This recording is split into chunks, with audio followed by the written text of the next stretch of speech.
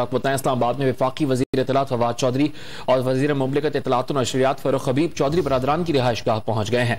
Don news के नुमाइंदे नादिर गुरमानी से मजीद बात कर लेते हैं। नादिर बताएगा मुलाकात का क्या अहवाल है?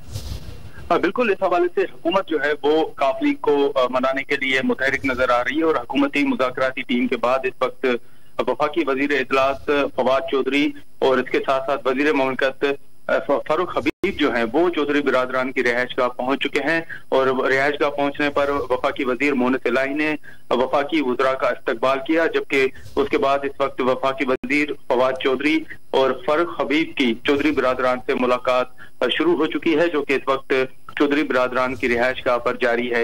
इसमें जो अपोजिशन की जानिब से वजीर आजम के खिलाफ तहरीक अदम एतमाद जमा कराई गई है, उस पर काफ लीग जो है उसको और इसके साथ साथ हुकूमत जहां दीगर इत्तेहादी जमातों के एतमाद में ले रही है, वहीं काफ लीग को भी मनाने की कोशिश की जा रही है और जो उनके तहफ़्फ़ुज़ात हैं वो दूर करने की कोशिश की जा रही है। जी, बहुत शुक्रिया नादिर।